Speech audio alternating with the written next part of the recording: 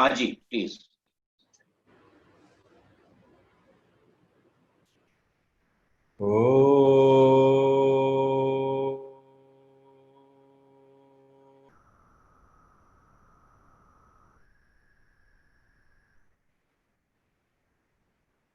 स्वस्ति श्री राधा रमणो विजयते। ओ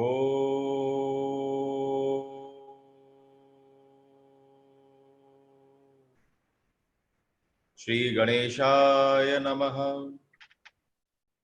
ओ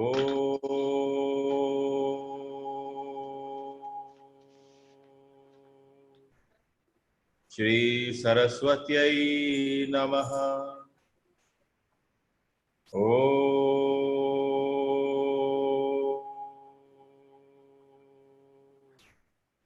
श्री गुरुभ्यो नमः। ओ नमो भगवते वासुदेवाय।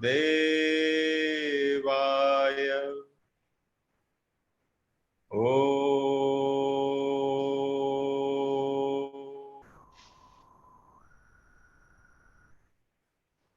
वन्दे देव उमापतिं सुरगुरुं वन्दे जगत्कारणम् वन्दे पन्नगभूषणं मृगधरं वन्दे पशूनां पतिम् वन्दे सूर्यशशाङ्कवह्निनयनम् वन्दे मुकुन्दप्रियम् वन्दे भक्तजनाश्रयं च वरदम् वन्दे शिवं शङ्करम्। ओ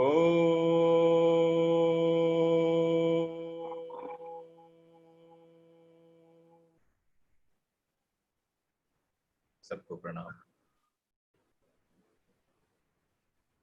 आज प्रारंभ जो है वो सुप्रिया जी से होगा।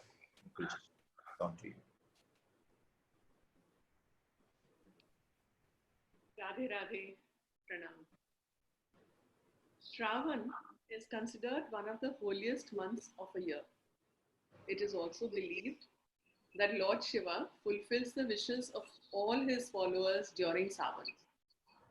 I am sure you will all agree when I say that to a large extent, Maharaj Shri has been and still is doing just that for all of us here. Now, as he announced yesterday, today, a present-day Gandharvi, the renowned and versatile playback singer Ms. Supriya Joshi, will be enthralling us with her rendition of a bhajan and the Nirvan Shatakam.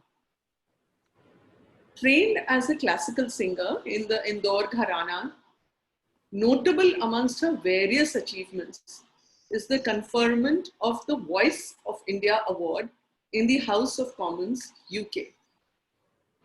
She was also the winner of World Beat in the Academia Award, World Category in 2017. On all our behalves, I warmly welcome Supriya ji.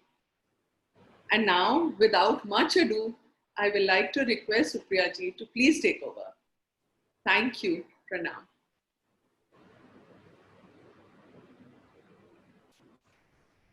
Radhe Radhe. आप सबको मेरी तरफ से श्रावण का बहुत पावन महीना चल रहा है और मेरे प्रिय जो देव हैं वो शिव हैं। मैं भोलेनाथ को बहुत मानती हूँ और रोज महाराज जी का शिव तत्व पे वो जो डिस्कशन करते हैं मैं रोज सुनती हूँ। कभी कभी रह जाता है तो मैं वीडियो भी देखती हूँ और मेरा सौभाग्य है कि मैं आप लोगों के बीच में हूँ अभी। और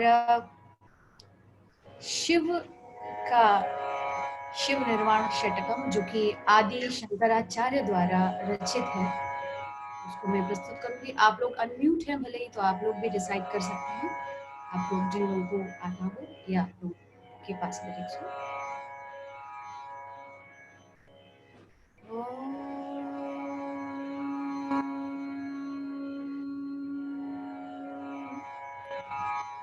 नमः शिवाय।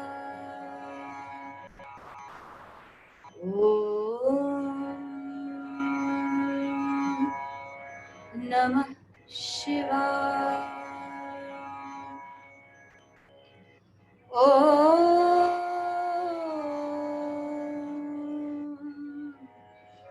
नमः शिवाय।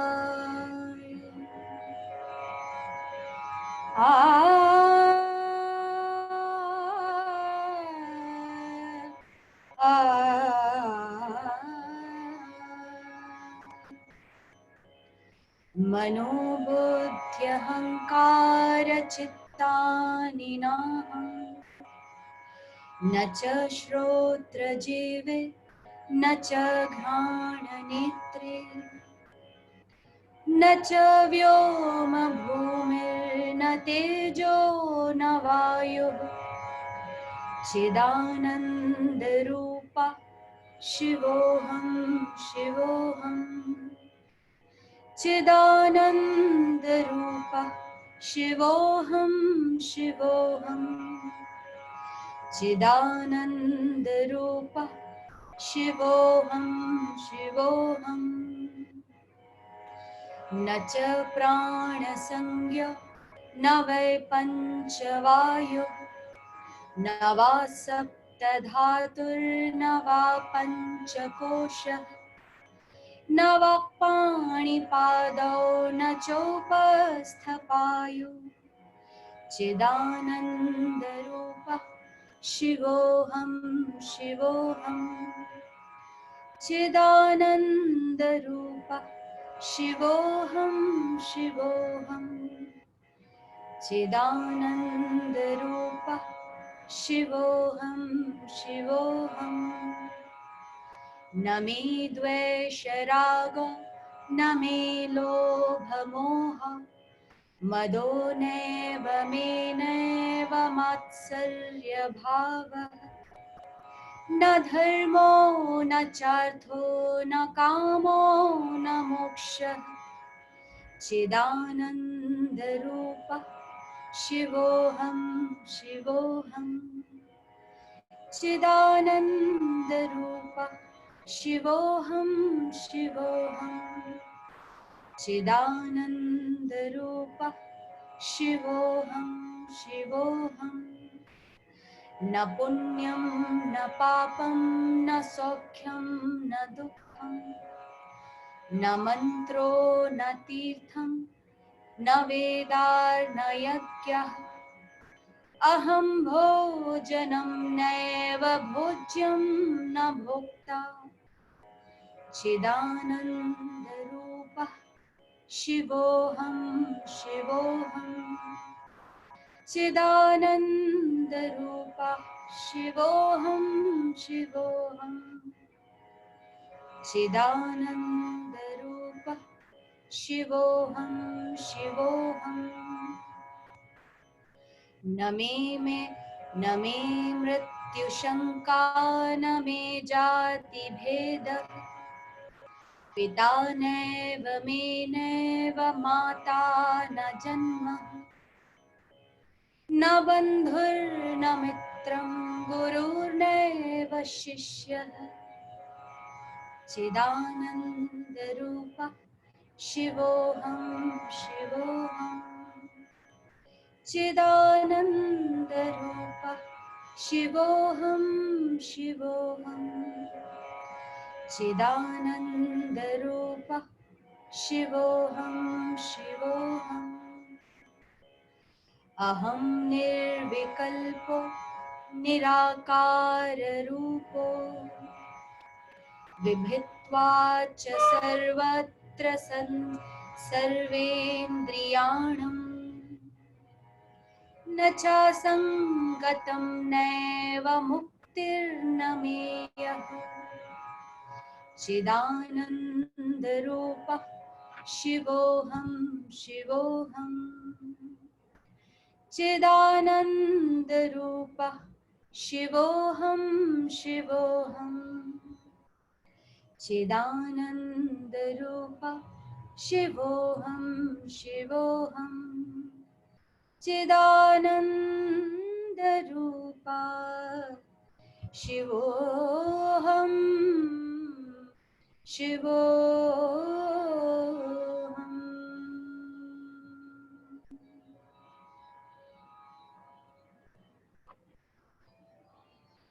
एक शिव धुन है।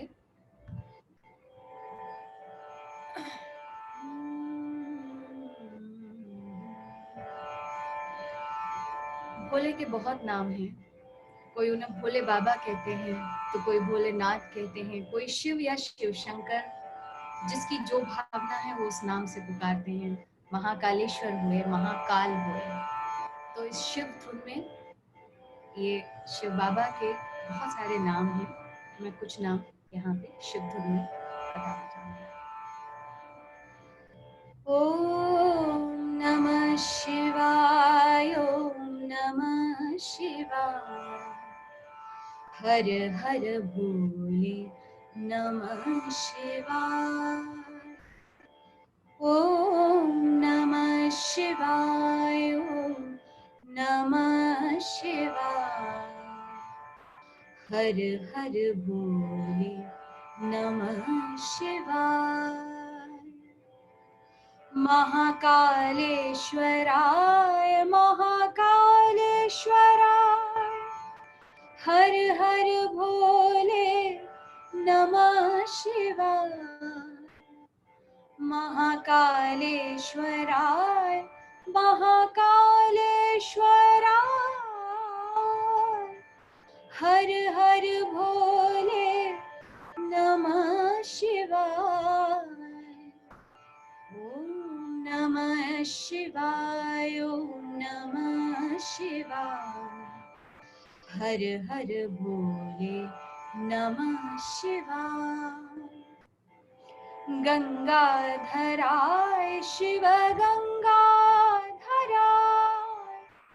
हर हर भोले नमः शिवाय। गंगाधराय शिव गंगाधराय, हर हर भोले नमः शिवाय।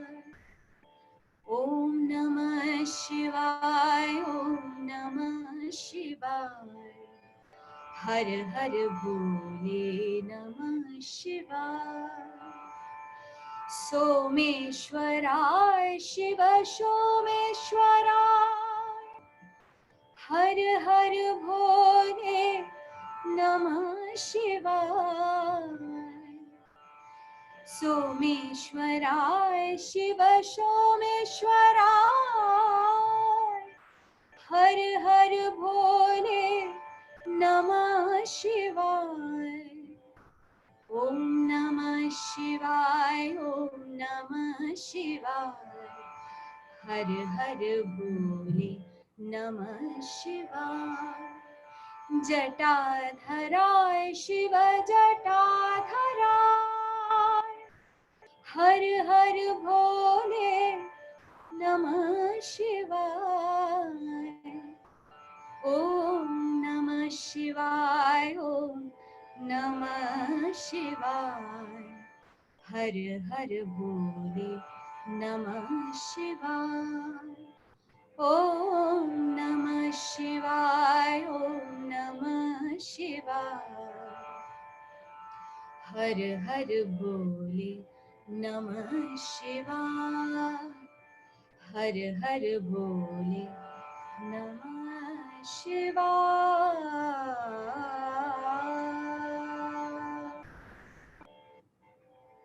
धन्यवाद।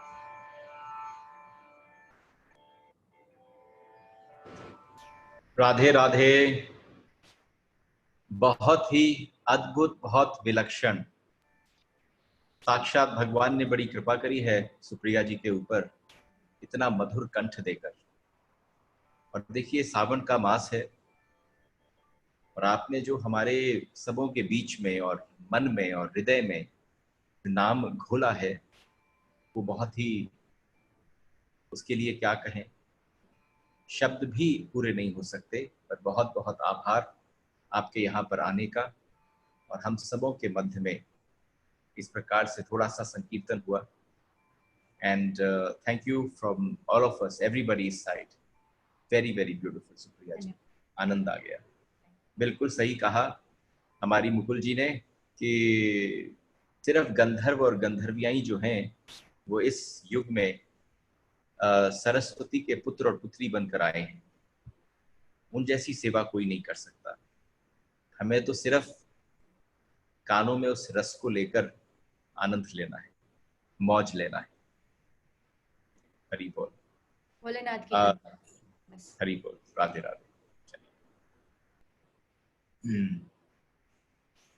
तो आज का हम सत्र प्रारंभ कर सकते हैं निकेत जी? हाँ जी, प्लीज। बिल्कुल।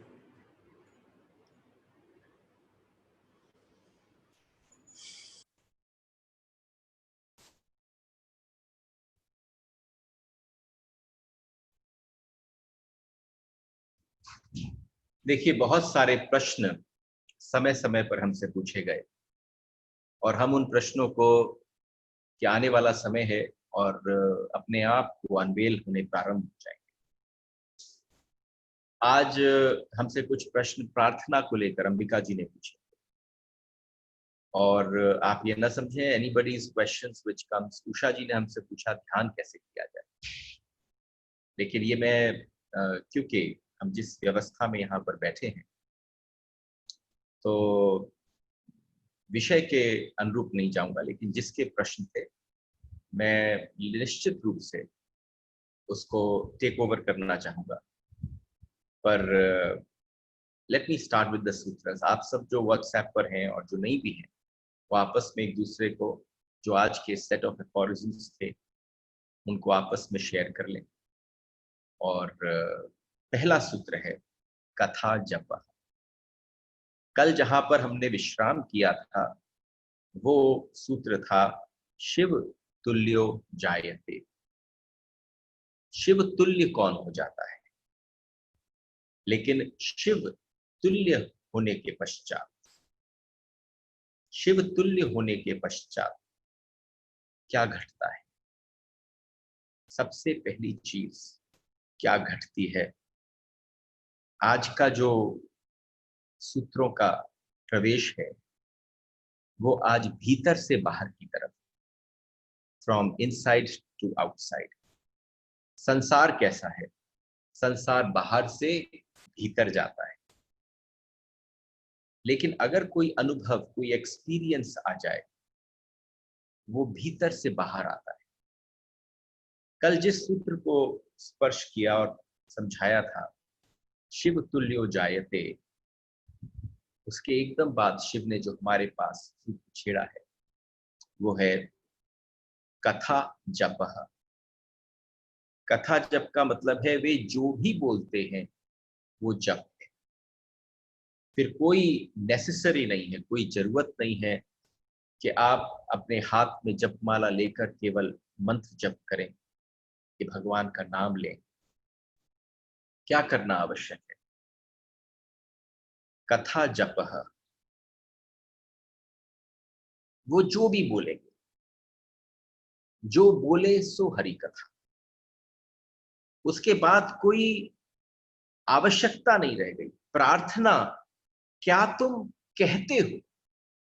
देखो, आप प्रवेश कर रहे हो सूत्र में, ये रूपांतरण करने वाला सूत्र है। शब्द केवल दो, कथा जप।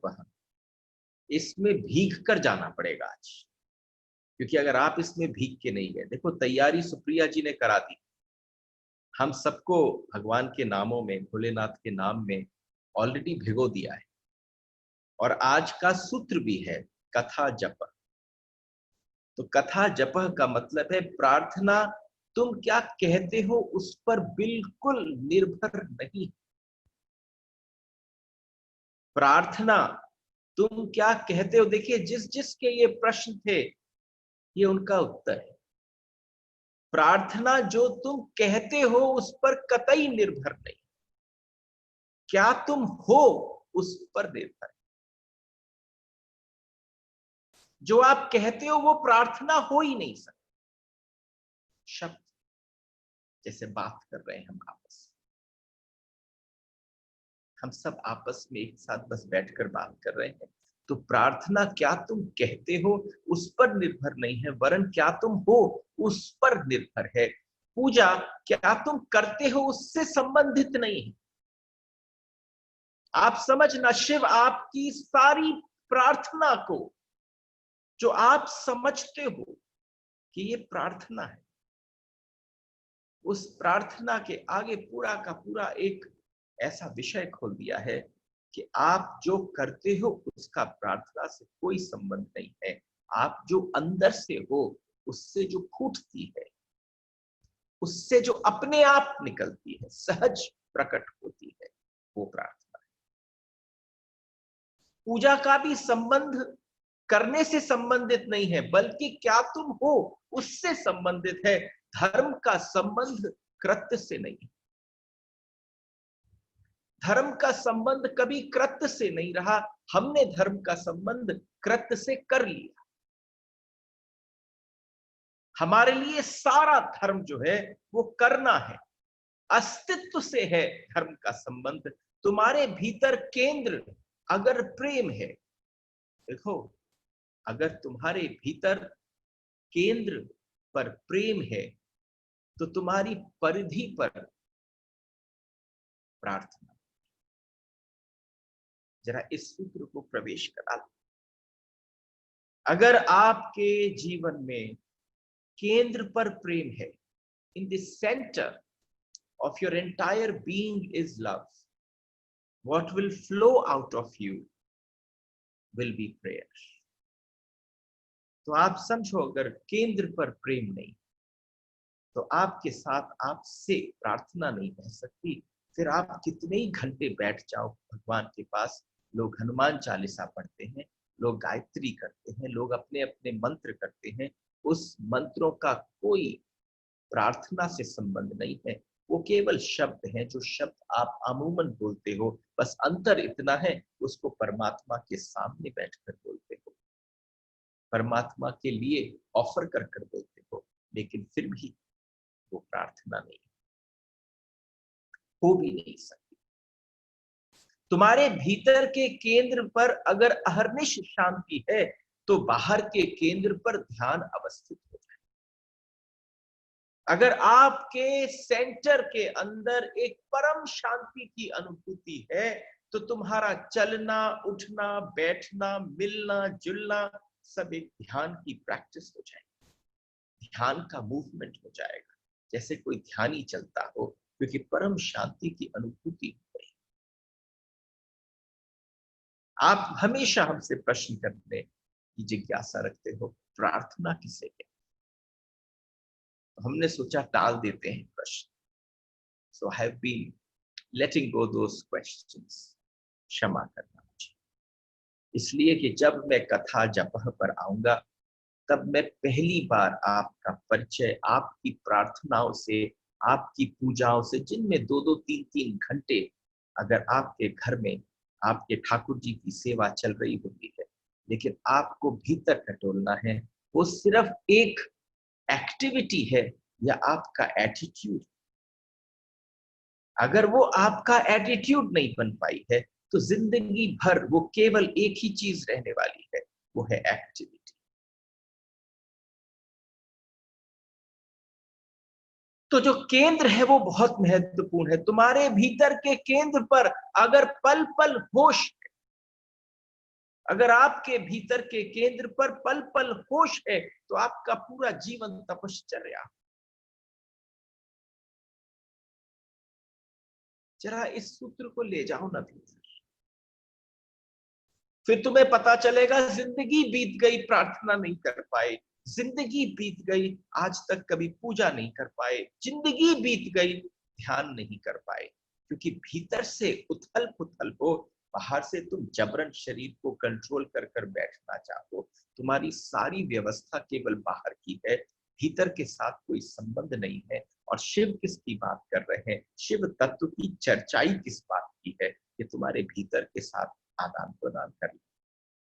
वो तुम्हारे बाहर से रत्ती भर भी उनको कोई मतलब नहीं। तो आप समझना, अगर आपके केंद्र पर प्रेम नहीं है तो प्रार्थना नहीं घटित हो सकती। इससे उल्टा नहीं, परिधि को बदलने से केंद्र नहीं बदलता। आप बाहर कितना भी आडंबर कर लो, कितना भी अपने आप को सजा लो, कितनी भी अच्छी तरीके से आप अपने आप को सुंदर बना लो, जो भी आपको तरीके करने हो सब कुछ कर लो, लेकिन आपके परिधि में बदलने से आपके केंद्र में नहीं बदलेगा। आपका केंद्र आप जानते हो कैसा है, वहां प्रेम है ही नहीं। हम चारों तरफ केवल पागलों की तरह से जिसकी आस में बैठे हैं कहीं से कोई आए, लेकिन आने वाला नहीं। प्रेम स्वतः जागृत की अवस्था। अगर कहीं से मिलने वाला हो, कहीं से प्राप्त होने वाला हो, वो प्रेम नहीं हो सकता। फिर तुमने उस प्रेम को जाना ही नहीं। तो केंद्र की बदलाहट से परिधि नहीं बदल सकती, क्योंकि परिधि तुम्हारी छाया है। छाया को बदलने से, केंद्र पर आपके छाया के बदलने से स्वयं में कभी कोई परिवर्तन नहीं हो सकता। It's just not possible. What has to change? The being, the center. You have to change. The outside is the personality. The inside is you. That you has to ooze out love. If that you oozes out love, then there is prayerfulness outside. Then सिर्फ प्रार्थना ही प्रार्थना है बाहर। उसके बाद तुम्हें प्रार्थना करनी भी नहीं। उसके बाद तुम्हें ये हाथ में माला झोली लेकर कोई और कुछ कर किसी प्रकार के भी एक ऐसे आडंबर में प्रवेश करने की कतई भी जरूरत नहीं है, क्योंकि फिर कोई आवश्यकता नहीं। जिसके भीतर से उसकी हर एक्टिविटी से, उसके हर कृत्य से उसको करने की कोशिश ना करनी पर्पस है। यह जान लेना बहुत महत्वपूर्ण है, क्योंकि अधिक लोग परिधि को बदलने में पूरा जीवन नष्ट कर देते। आप अपने बाहर को सुख सुविधा से सजाने में पूरा जीवन व्यर्थ कर देते हैं। आचरण को बदलने पर कुछ दाव पर लगा देते हैं, सब कुछ आचरण बदलने पर लगे पड़े हैं, जबकि आचरण बदल भी जाए तो भी कुछ बदलता है।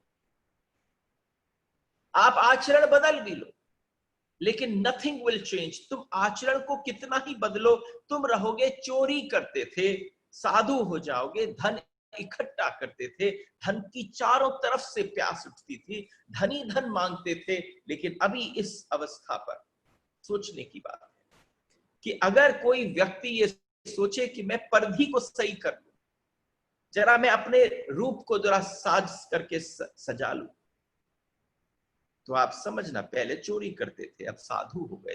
पहले सिर्फ धन को हर जगह से खींचते थे, अब साधु हो गए। तो क्या कहा कि भाई धन को बांटना प्रारंभ कर दिया। आप जब चारों तरफ से धन के पीछे पागल थे तो भी धन केंद्र था, लेकिन अब केवल धनी धन बांट रहे हो तो भी धन केंद्र है। क्या हो जाना चाहिए कि अगर आपकी रस धन में से छूट गया था, वो भीतर से छूट गया था, तो आपके दूसरे रूप विपरीत पर उसका आकर्षण भी नहीं पड़ना चाहिए। चोरी करते तुम समझते थे कि बहुत कीमती है धन। दान देते वक्त तुम समझते हो धन बहुत कीमत का है। धन मिट्टी नहीं हुआ। धन जब तक मिट्टी नहीं होगा तब तक तुम्हें समझ में नहीं आएगा, इट इज नॉट वैल्यूएबल। ये तो मैंने एक उदाहरण दिया है इसलिए कि ये समझ में आ जाए। हम जब छोड़ते भी हैं, हमारे छोड़ने में भी एक चीज बहुत महत्व की रहती है। अगर धन सच में मिट्टी हो गया तो तुम अपने कूड़े करकट को दूसरे को देने क्यों जाओ? अगर तुमने, एक छोटी सी बात है, तुम कहीं कुछ देते हो तो क्या स्वीकार करते हो, क्या चाहते हो कि सामने वाला तुम्हें रिकॉग्नाइज करे, एक्नॉलेज करे कि आपने कुछ दिया, बहुत बहुत धन्यवाद। आप दे भी रहे हो तो उसके धन्यवाद के लिए दे रहे हो, यानी केंद्र में अभी भी धन है। अगर वो आपके लिए मिट्टी हो गया था तो फिर अपने कूड़े करकट को, जिसको आप कूड़ा मान चुके थे, वो दूसरे को कूड़ा करकट कौन देता है? देता है? क्योंकि अपने पास जो खजाना है आप वो देते हो। देखो, when somebody comes and meets me in Vrindavan, तो मैं उनसे कहता हूं, उन्होंने कहा हम जिए कैसे? बात आई ना, इस समय जो बात आई वो क्या कहने की आई, हम जिए कैसे? Please tell us. एक बात ध्यान रखना, कथा जपह का सूत्र है। आप जहां पर भी बैठो, जिस जगह पर भी, आप इतना ध्यान रखना, देने वाले बनना, लेने वाले बनना। आप जिस स्थान पर भी आपका संबंध बन जाए, उस पल और उस क्षण आप देने वाले बनना। कुछ नहीं दे पाओ, मुस्कुराहट दे जाना। कुछ नहीं दे पाओ, दयापूर्ण करुणापूर्ण चक्षुओं से किसी की तरफ देख लेना, आप दे चुके। जहां कहीं भी उठो, बैठो, मिलो, एक ऐसा अनुभव देखकर जाना कि कोई व्यक्ति तुमसे दूसरी बार कहे और मिले तो तुम्हें पता चले ये व्यक्ति चलता फिरता बैंक है। उसके पास से खुशी, उसके पास से मुस्कुराहट, उसके पास से करुणा बहने लग जाती है। तब समझना भीतर केंद्र है और बाहर प्रार्थना प्रस्फुटित हो रही है। फिर मंत्रों के उच्चारण की कोई आवश्यकता नहीं। Then it is not required that you just chant the mantras. Whatever you say will become mantra. तो सोचोगे, इस बात की सोचने की आवश्यकता है। आप बताएं, एक मारवाड़ी की मृत्यु हुई, मारवाड़ी की मृत्यु हुई तो मरकर स्वर्ग के दरवाजे पर पहुंच गए। जैसे ही स्वर्ग के द्वार पर पहुंचे तो वहां जाकर उन्होंने दस्तक दी। उसे पक्का भरोसा था कि द्वार खुलेगा। जैसे ही दरवाजा खुला तो द्वारपाल ने देखा, उसने कहा गलत दरवाजे पर दस्तक दे दी है, जरा विचार करिए, सामने वाला जो दरवाजा है उस पर चले जाइए, वो नरक का दरवाजा है। उसने कहा नहीं नहीं, तुम्हारे पास खबर नहीं आई, देखो मरने के बाद जा रहा है। मारवाड़ी मरकर पहुंचा, स्वर्ग के दरवाजे पर खटखटाहट करी। द्वारपाल ने देखा इसकी तो कोई सूचना नहीं थी, ये कौन है? तो उसने कहा नहीं नहीं, जरा देखो, गौर से देखो। इतने विल पावर के साथ बोला, इतने विश्वास, दृढ़ विश्वास के साथ, जरा देखो, दान कर कर आया। तो जब इतने विश्वास के साथ बोला तो स्वर्ग का जो द्वारपाल था उसने वही खाते खोल लिए।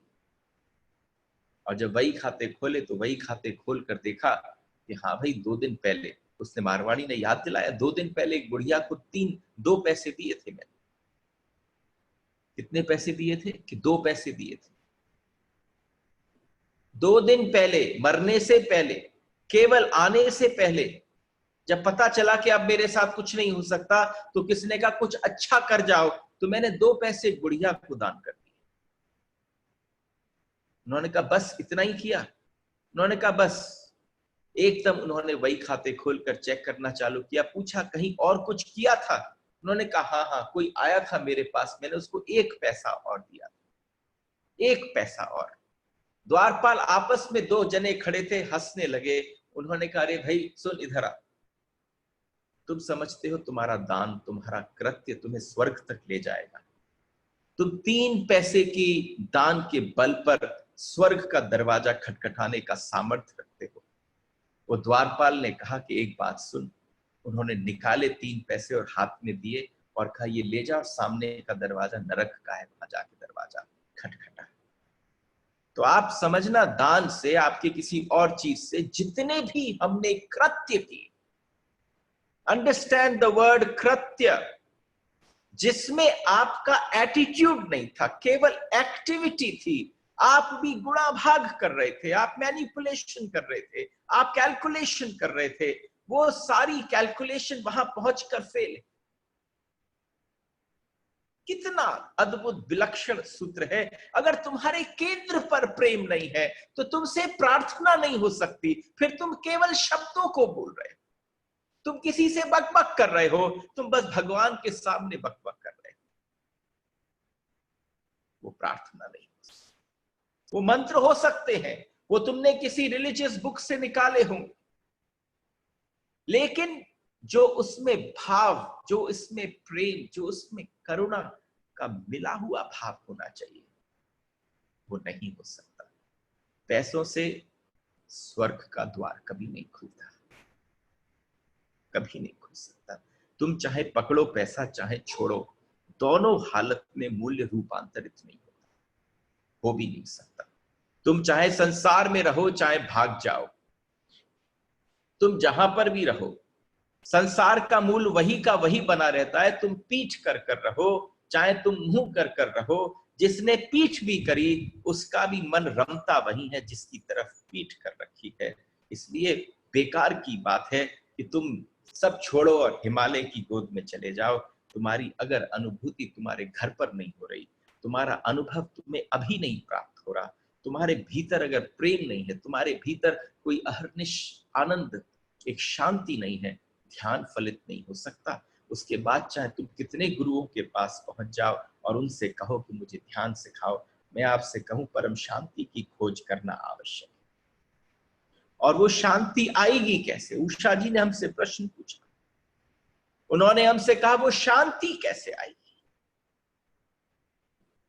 बिल्कुल शांत बैठने से, वास्तव में बिल्कुल शांत बैठने से। कि तुमने ये सोच लिया शरीर को उत्तर नहीं दूंगा, शरीर को बगावत करने दो, शरीर पर थोड़ा आपका मामला हट जाए, ध्यान हट जाए, मन को बगावत करने दो, मन की भी बगावत पूरी की पूरी शांत हो जाए। उसके बाद तुम पाओगे कि कुछ घटने लगा तुम्हारे भीतर, बहुत धीरे धीरे चलना। और आप समझना ये करने के लिए तुम्हारे पास हमेशा समय रहेगा, लेकिन तुम और कोई काम कहोगे तो तुम कहोगे नहीं नहीं, जब भगवान का बुलावा आएगा तब पहुंच जाएंगे वृंदावन, तब पहुंच जाएंगे कैलाश, तब पहुंच जाएंगे किसी धाम। लेकिन यहां जाने के लिए आप ये नहीं कह सकते ये अभी है, इसी पल है, इसी क्षण है। आचरण नहीं, आपके अंतस में क्रांति चाहिए। देखो, आप स्मरण करोगे ये 29-30 दिन की श्रृंखला किस बात की थी? ये क्रांति लाने को थी। मैंने आपसे कहा था जलने को तैयार हो तो आना।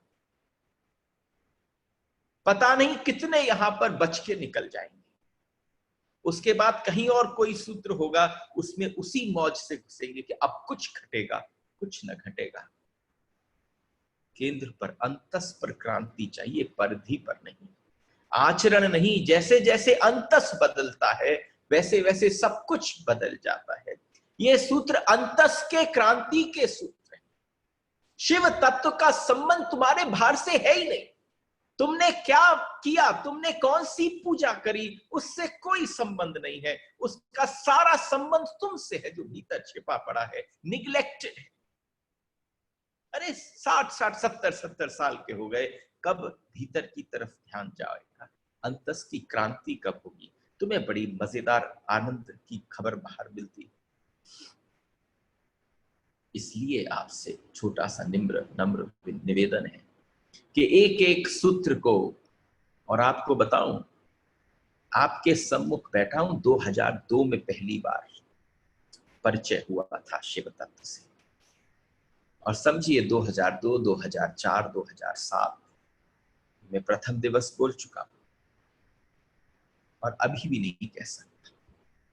पता नहीं अगली बार कोई धारा बहेगी तो बिल्कुल विपरीत बह सकती है। सूत्र वही रहेंगे, अर्थ बदल सकते हैं, लेकिन ये अंतस की है। This has to change. अगर वो बदला तो समझो सब बदला। एक एक सूत्र अति ध्यान पूर्वक समझने की कोशिश करें। उनका कण भी अगर तुम्हारे भीतर घुस गया, एक तिनका भी तुम्हारे भीतर प्रविष्ट कर गया, तो तुम समझना क्रांति हो जाएगी। तुम्हारी कठिनाई कहां है? चलिए एक बात करते हैं। ये पूरा सेशन आपको नहीं लगता कि हम कहीं कथा में या हम किसी लेक्चर सीरीज में जाते हैं तो वहां हाउ टू होता ही नहीं। शिव के साथ सब कुछ हाउ टू है, ये कैसे करें? और शिव ही एक अकेले ऐसे हैं जो आपसे कहते तेरी दिक्कत बताऊं। आपसे जब उनका संवाद है तो वो संवाद किस बात का है कि वो आपसे कह रहे तेरी दिक्कत बता रहा हूं, और आप कहते हैं मेरी दिक्कत, मेरे को कौन जानता है? अरे तुम खुद अपने आप को नहीं जानते, लेकिन जो अस्तित्व है, जो शिव तुल्य है, वो तुमसे बड़े मजे से कह सकता है, आओ मैं तुम्हें बताता हूं तुम्हारी दिक्कत क्या है, तुम्हारी कठिनाई है कि तुम्हें सत्य सुनने को मिलता है, तुम्हें सत्य सुनने को मिलता है लेकिन तुम सुनते नहीं। सत्य तुम्हारे इर्द गिर्द ही होता है लेकिन तुम उसे अपने भीतर प्रवेश नहीं होने देते। तो इसका क्या मतलब है कि तुम्हें सत्य सुनने को मिलता ही नहीं है। सत्य होता है लेकिन सुनने को नहीं मिलता है। तुम सत्य को भी बुझाने की कुशल कोशिश करते, एक ऐसा कौशल तुमने बचपन से सीख रखा है, तुमने इतने होशियार हो गए हैं अभी के लोग कि आपने उस सत्य को भी बुझाने में तुम बड़े कुशल हो गए हो। भीतर सबके बारूद है पर बारूद जो है वो गीला है। देखो मैं जो बोलने जा रहा हूं, अगर आज के सूत्र को सुनकर तुम उठकर निकलो और अपने गीले बारूद को सूखा कर, मैं तुम्हें बताऊं ये सबसे बड़ी समस्या है। आएंगे लोग तुम्हारे ऊपर चिंगारी फेंकेंगे, तुम्हारे ऊपर शिव आए हैं, शिव तुम्हारे ऊपर आग के गोले बरसा रहे हैं, लेकिन तुम्हारे भीतर कुछ नहीं घट रहा। 25वां दिन हो गया, बताओ घटा हो तो? तुम्हारे को कहीं गुदगुदी हो सकती है। क्यों? कोई प्रश्न रहा होगा जो उसका उत्तर मिल गया होगा, लेकिन वो बस चुटपुट है, बहुत परिधि पर है। लेकिन क्रांति कहां घटित हो, कब घटित हो? अंगारा भी पड़ जाए तुम्हारे भीतर, अगर एक अंगारा भी भर जाए तो अंगारा ही बुझ जाता है। क्यों बुझता है? बारूद सुलगती नहीं है तुम्हारे भीतर की। जो तुम्हारे भीतर बारूद है, आग है, वो सुलगती नहीं है, जो भरा पड़ा है। इतनी चिंगारियां हमने यहां से फेंकी, शिव तत्व के एक एक सूत्र की चिंगारी फेंकी। किस भांति तुमने बारूद को गीला किया है आपको पता है? आप सबके भीतर जो बारूद है वो गीला किस बात से? आपके भीतर के बारूद को गीला कौन करता है? जितना तुम्हारे पास ज्ञान है, जितना तुम्हारे पास ज्ञान है उतना ही तुम्हारा बारूद गीला है। रुकूं? थोड़ा समय लगेगा। मैं वहीं रुक रहा हूं जहां मैं रुका था। वास्तव में हम चारों तरफ सारी जगह से केवल ज्ञान ही तो अर्जित कर रहे हैं, और उसके बीच में कोई आता है हमें देने के लिए तो वो इतना हमारे पास होता है। हाँ मुझे पता है, आई नो इट। कोई नई बात नहीं कह रहा, क्योंकि कोई नई बात हो जो तुम्हें आविष्कार अंदर से आविष्कृत करने के लिए तैयार कर, जो तुम्हें अभिभूत कर देती हो, जो तुम्हें भिगो देती हो, जो तुम्हें जला देती हो, वो बात भीतर जाएगी कैसे? क्योंकि तुम्हारे जो अंदर का, तुमने जो इतने सालों से ज्ञान अर्जित किया है, अरे अगर अर्जुन के पास तुमसे ज्यादा था, कृष्ण सामने खड़ा हो गया था, उसने कोई ऐसे ही थोड़ी ना हथियार छोड़ दिए कृष्ण के। वो तो अपने आप को पूरी तरह से छोड़ने को तैयार था। कृष्ण ने कहा ना, जो तेरा धर्म है, जिसके लिए तेरा जन्म हुआ है वो कर। और क्या कह रहा हूं, आपकी बारूद गीली हो गई है, उतनी ही तुम्हारी बारूद गीली है जितना तुम सोचते हो कि मैं जानता हूं। जितनी आपकी जानकारी है उतनी ही बारूद गीली है। वह जानने के कारण ही ज्ञान की चिंगारी तुम बुझा देते हो। जब तुम्हारे पास कोई सूत्र आता है, मैंने आपसे कहा कथा जप, तुम्हारे भीतर कुछ न हुआ, लेकिन समझना क्या संचार घटित हुआ होगा। सारे पर्दे खुल गए होंगे, और जो पर्दे खुले, जो संचार हुआ मेरे भीतर, वो भीतर का संचार इतना विलक्षण था जिसकी कल्पना नहीं की जा सकती। कि वास्तव में अगर मेरे को सिर्फ शब्द ही दिन रात बोलने हैं, क्या मैं बातों से कम बोल रहा हूं, किचकिच कम कर रहा हूं, गपशप कम हो रही है, बकबक कम हो रही है? अगर वो मेरी प्रार्थना भी भगवान के सामने क्योंकि प्रेम से नहीं उठ रही तो बकबक चिंगारी। अगर तुमने अपनी उस ज्ञान की अवस्था को, अगर तुमने क्या करना है, तुम्हारा ज्ञान की चिंगारी को भी तुम्हारे भीतर नहीं पहुंचने देता, वहीं द्वार पर खड़ा है, वह बाहर से इनकार कर देता है। तुम्हारे भीतर का ज्ञान आने वाले ज्ञान को कहता है नो, नो वैकेंसी, जहां को जगह नहीं है, भरा पड़ा। और ये जो भरा पड़े की अवस्था है, ये ही गीला बारूद है। यहाँ आग नहीं लग सकती, यहाँ चिंगारी नहीं निकल सकती, यहाँ क्रांति नहीं घटित हो सकती, क्योंकि अंतस की आवश्यकता है। तुम अपने ज्ञान में ही बेहोश हो, तुम अपने ज्ञान में ही पागल हो। ध्यान रहे, ज्ञान से ज्यादा बड़ा नशा खोजना मुश्किल है। बड़े बड़े लोगों को देख लेना, वो चुटपुट चीजों के नशे में लगे पड़े रहते हैं, लेकिन जिस व्यक्ति के जीवन में उसे पता चल जाए मुझे सब आता है, उससे बड़ा नशा किसी और चीज का नहीं, फिर कोई दूसरा नशा काम नहीं कर सकता। धन की चोरी हो सकती है, धन कोई लूट कर ले जा सकता है, धन आपके पास से कोई हटा सकता है, उसकी डिवैल्यूएशन हो सकती है, नोटबंदी की तरह से बंद हो सकते हैं, लेकिन तुम्हारा ज्ञान जो है वो कभी इधर से उधर नहीं हो सकता। वो तुम्हारे साथ है, तुम्हारी अकड़ है, तुम्हारी अकड़ ही तुम्हारे भीतर बारूद को गीला करती है। आपकी अकड़, आओ ना, और आपको बताऊं सबसे ज्यादा अकड़ आपकी कहां होती है? मंदिर में। गौर से देखना, क्योंकि वहां तुम लेने वाले की तरह से नहीं जाते, तुम देने वाले की तरह से जाते। और वहां कैसे जाना चाहिए था? ऐसे जाना चाहिए था कि तुम्हें लगे कि मैं क्या अपने आप को समर्पित कर दूं। ये जो धरती है ये जुड़ी हुई है परमात्मा तक, तो मैं साष्टांग दंडौत कर कर पहुंच जाऊं। केवल एक ही सूत्र है, अकड़ को छोड़ दो, अकड़ को छोड़ दो, तुम्हारी बारूद सूख जाएगी। आपके ज्ञान की अकड़ को छोड़ दो, अपने ज्ञान के अहम को छोड़ दो।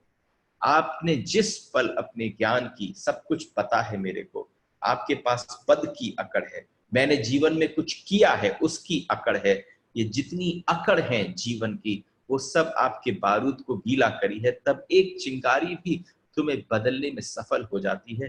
अगर भीतर का जो बारूद है वो सूख जाए, एक इतना तिनका भी जाए तो ज्वालामुखी की तरह से आग पकड़ सकता है, लेकिन वो हो नहीं रहा है। मेरा मन था कि शिव तत्व उठाऊं और शिव तत्व बीच में ले जाऊं, सबके सामने प्रस्तुत करूं। और आप समझना, इतने वर्षों से इतनी बार इसको बोला, इतना विस्तार नहीं बोल पाए, मौका ऐसा नहीं था। हमेशा ये होता था कि किस प्रकार से एक ऐसे समय पर बोलें जब आनंद की धारा घटित हो जाए, क्योंकि बहुत आग की जरूरत नहीं है तुम्हारे भीतर के बारूद को जलाने के लिए, अंतस के लिए एक चिंगारी काफी थी। और आप समझना, ये जो तत्व के जितने भी आपके पैराफोरिज्म्स पहुंच रहे हैं, ये सब चिंगारियां हैं। इन्हें आप ज्ञान को हटाकर समझने की कोशिश करना। देखो, ज्ञान को हटाकर अगर ज्ञान नहीं हटा तो ये समझ में नहीं आई, ये संभव ही नहीं है। ये जो शिव तुल्य, कल का सूत्र कौन सा था? जो शिव तुल्य हो गए हैं। कल जो हमारे आखिरी सूत्र था वो भी बोलते हैं वही जप है। शिव तुल्य हो जाने का मतलब क्या है? शिव ये नहीं कह रहे कि केवल मैं जो बोलूं वो जप है। जो भी अपने जीवन में ऐसा रूपांतरण कर रहे शिव तुल्य हो जाए, उसके मुंह से जो निकले सो जप है, वो जो बोले सो कथा है। क्या मजा है, ऐसी मस्ती हो सकती है? बताओ वो क्या कह रहे हैं? तू जो बोलेगा सो मंत्र है, तू जो बोलेगा वो कहां का है? वेद वाक्य है। जब कब तू शिव तुल्य हो जाए।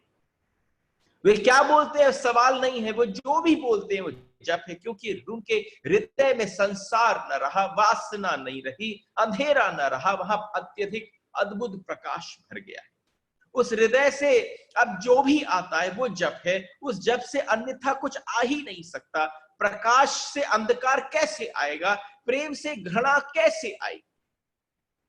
क्या प्रकाश से कभी अंधेरा घट सकता है? क्या प्रेम से कभी घृणा आ सकती है? क्या कभी ध्यान से अशांति आ सकती है? नहीं आ सकती। एक बहुत अद्भुत वाक्य है जो जीसस ने कहा, जीसस ने कहा कि तुम क्या अपने मुंह में डालते हो, जस्ट रिमेंबर, तुम क्या अपने मुंह में डालते हो उससे स्वर्ग का राज्य नहीं मिलेगा। आप अपने मुंह के भीतर क्या डालते हो उससे स्वर्ग का राज्य नहीं मिलेगा। क्या तुम्हारे मुंह से निकलता है, दरवाजे खुल जाए। आपके मुंह से क्या निकलता है, और आप समझना आपके मुंह से क्या निकलता है। आप बहुत सजाकर भी बोलते हो तो भी वासना टपकती है।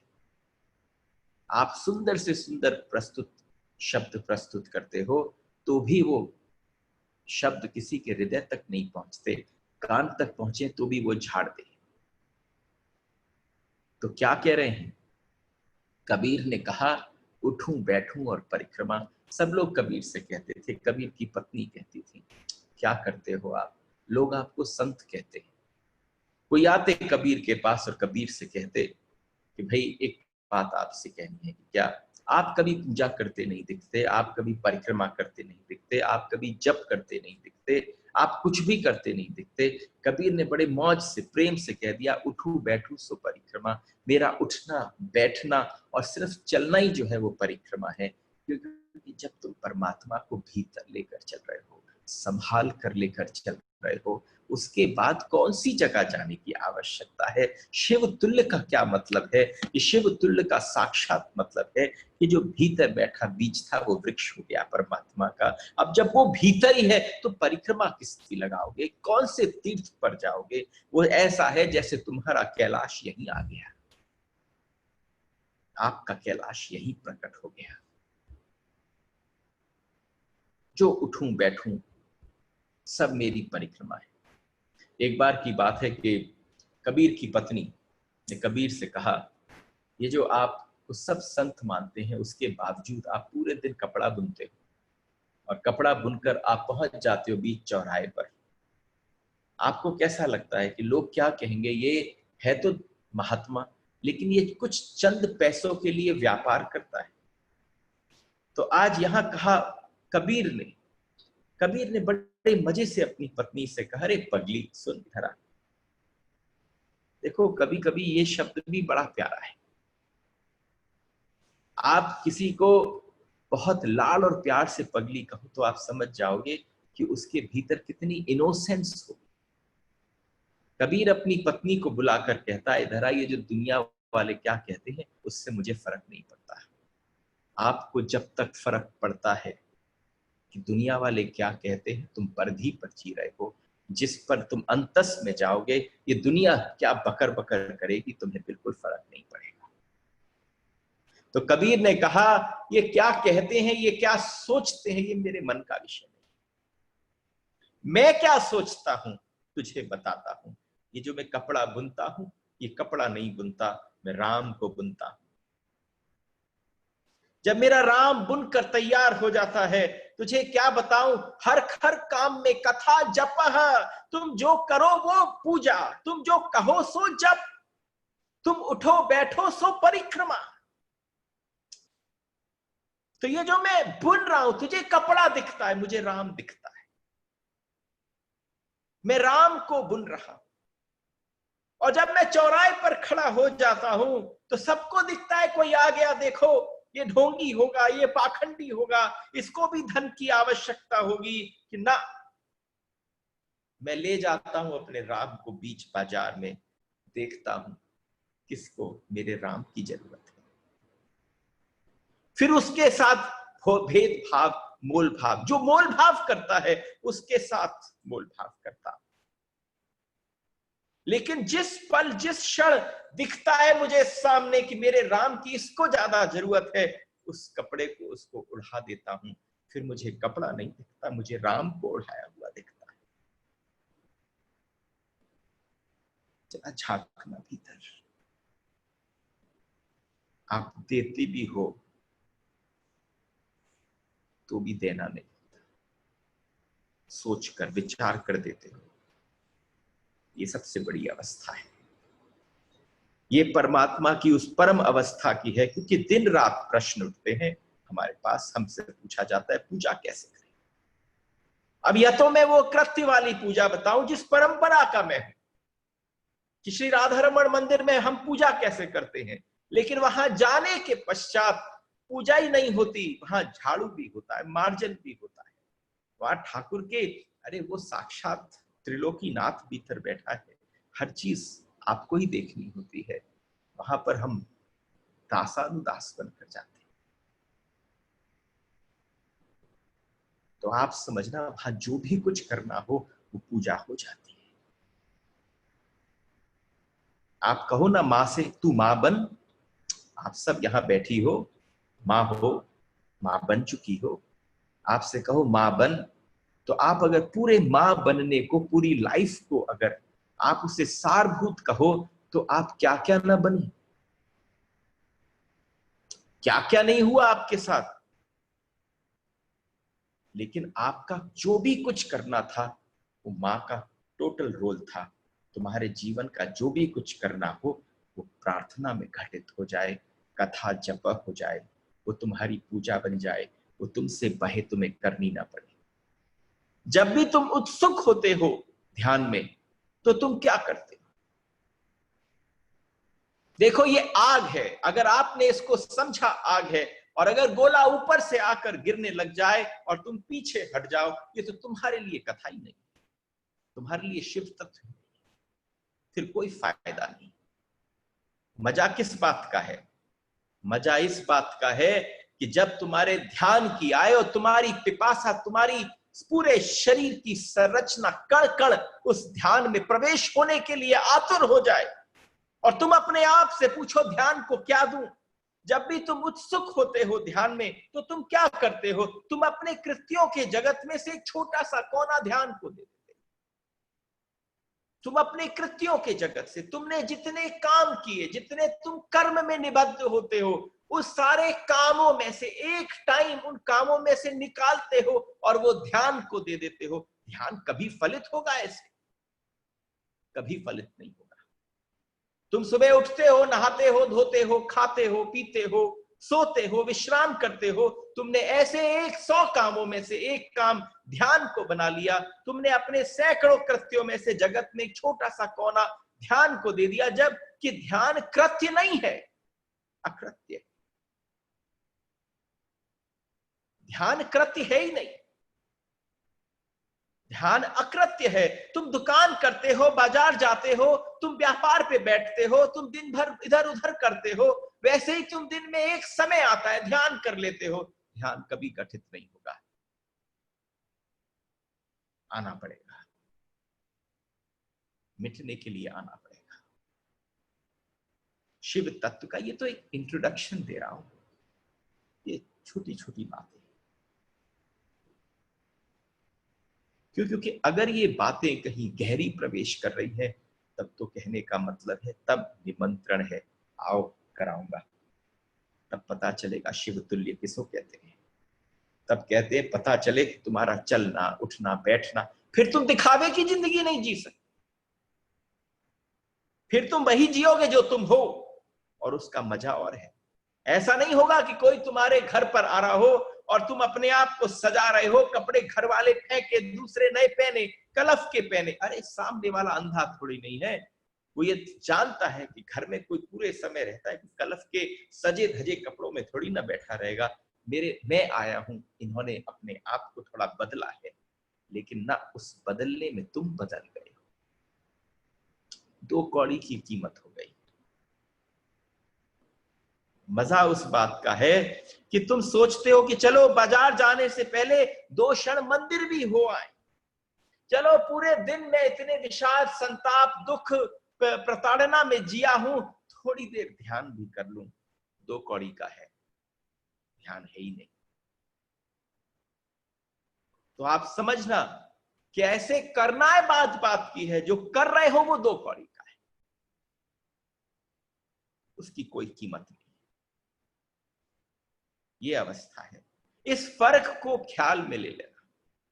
जो व्यक्ति इस फर्क को ख्याल में ले लेता है, तुम जो करते हो उसी में तुम ध्यान को भी जोड़ लेते हो। 25 काम करते हो, 26वां तुम्हारा ध्यान बन जाता है।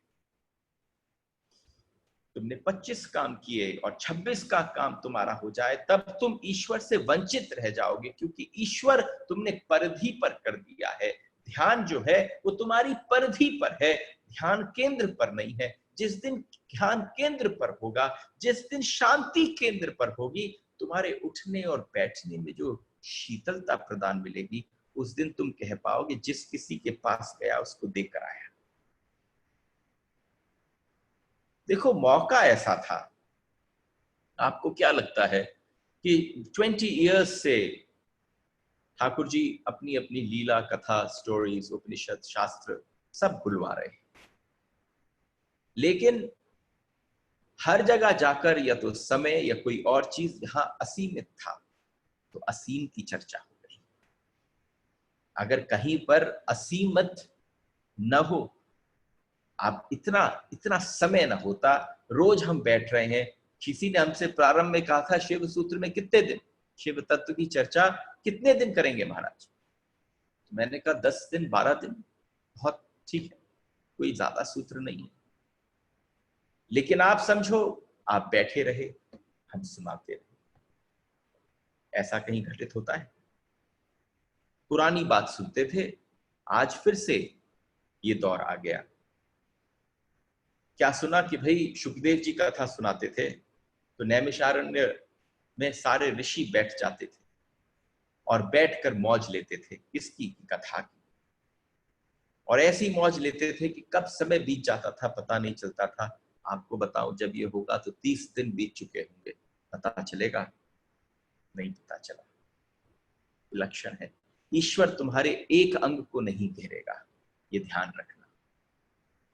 अगर तुम्हारे एक अंग को घेर ले, तुम कहो ना ना सिर्फ एक अंग को मेरा ईश्वर घेर ले, मेरे आंखों में बस जाए, तो तुम समझना तुम बहुत भ्रांति में हो। ईश्वर कभी तुम्हारे एक अंग को न घेरेगा। वो विराट है, वो विलक्षण है, वो अद्भुत है। तुम पूरे ही उससे घिर जाओगे, वो तुम्हें नहीं घेरेगा, तुम ही घिर जाओगे। एक है बड़ा फरीद का बड़ा सुंदर वाक्य, मुझे पसंद आता है। प्यारे अब तो अलग अलग, प्यारे अब तो भगवान से लग। तो आपने उससे पूछा लगा तो हुआ हूं? आपने उससे बोला कि लगा तो हुआ हूं, तो कह रहा है कहां लगा पड़ा है? वो तेरे से लगा पड़ा है, तू उससे लग, तू उससे लग, वो तेरे से लगा पड़ा है। चाहे वो वायु हो, चाहे वो सूर्य हो, चाहे वो उष्मा हो, चाहे वो ये पूरे छोटे छोटे ऑक्सीजन का जो छोटे छोटे कण हैं, वो छोटे छोटे तिलुए जो सूर्य की रश्मियों में दिखते हैं, वो सब अगर परमात्मा है तो उसने तुम्हें चारों तरफ से कवर कर रखा है। कैसा कर रखा है? जैसे एक मोमबत्ती के बीच में एक धागा होता है और चारों तरफ मोम, तो वो मोमबत्ती का धागा, मोमबत्ती के भीतर जो रस्सी होती है, वो सोचती है मैं हूं बीच में, लेकिन उसे पता नहीं चलता कि जो मोम रूपी परमात्मा है उसने उसे चारों तरफ से पकड़ रखा है। और जब वो व्यक्ति भीतर, जब वो रस्सी जलती है तो मोम पिघलता है, आपको संताप होता है, तो परमात्मा भी पिघलता है, आपको पता नहीं चलता, क्योंकि आप एक अंग से, एक परिधि से देखते हैं। जिस दिन केंद्र पर जाएंगे तो पता चल जाएगा। तुमने अगर कहा कि कुछ थोड़े समय हम तुम्हें भी दे देंगे, तो परमात्मा के पास कैसे जा रहे हो? चलो ना घूम के आते हैं। कहा? अरे चलते हैं, बड़ा मजा करेंगे, मजेदार ड्राइव है, रोड बहुत अच्छी है, वृंदावन होके आते हैं। एक काम करते हैं, बिहारी जी के भी दर्शन कराएंगे, राधा रमन जी के भी दर्शन करेंगे। वो न मिलेगा। बिल्डिंगों में आ जाओगे, उनमें प्रवेश कर जाओगे, और जिस दिन तुम काम को और भी भली भांति कर पाओगे तो तुम समझना, लेकिन अगर तुम आए केवल अपने परमात्मा के लिए, तुम केवल उसके अपने आप को समर्पण करने आए, तो तुम समझना ईश्वर की धुन बजने लगेगी, ईश्वर का फ्रेग्रेंस भीतर से प्रकट होने लगेगा, उसकी आश्चर्य और आनंद की कोई सीमा नहीं रहेगी। इसलिए हम कहते हैं जब तक कोई कर्म से जुड़ा है तब तक संसार में बना रहेगा। जब तक कोई कर्म में जुड़ा है तब तक संसार में बना रहेगा। जब अकर्म को उपलब्ध होता है, जब वो व्यक्ति कर्म में जब तक जुड़ा रहेगा तब तक संसार में जुड़ा रहेगा। लेकिन जिस दिन वो अकर्म में जाएगा, I hope everybody knows what is karma and what is akarma. Karma is not opposite of akarma. लेकिन जिस दिन जब अकर्म को उपलब्ध होता है तब परमात्मा को उपलब्ध होता है। क्योंकि एक छोटी सी बात है, क्योंकि मैं शब्द आए हैं और बहुत सारे लोगों को इस पर भ्रांति होती है कि व्हाट इज कर्म एंड व्हाट इज अकर्म। तो कर्म में जहां मैं मौजूद है, मैं कर रहा हूं, और अकर्म वो है जहां आपका मैं पिघल जाए। जिस समय ये मैं का भाव, होने का भाव, करने का भाव, कृतत्व का भाव, ये आपके एक्शंस का भाव, ये पिघल गया, ये निकल गया, तो आप समझ लेना उस पल, उस क्षण परमात्मा उपलब्ध हो जाता है। अकर्म का अर्थ है तुम्हारा अस्तित्व, जहां करने का कोई सवाल नहीं, जहां तुम सिर्फ हो, तुम्हारा होना मात्र, और जहां सिर्फ होना मात्र है, उसे शिव तुल्य जो हो गया, वो जो भी बोलेगा सो जप है। उसे उस प्रार्थना करते ना पाओगे, क्योंकि प्रार्थना करना कोई आवश्यकता ना रह गई। उसने भीतर के तारों को और बाहर के तारों को जोड़ लिया, तो भीतर से जो प्रकट होता है वही बाहर प्रकट हो जाता है, वही बाहर बहने लग जाता है। इसलिए जो शिव तुल्य हुआ, उसको जप की आवश्यकता नहीं है, उसको पूजा की आवश्यकता नहीं है। उसका हर एक्शन जप है, उसका हर शब्द जप है, और हर एक्शन उसकी पूजा है। शिव तुल्य जो हो गया, उसका सारा आचरण साधना हो गया।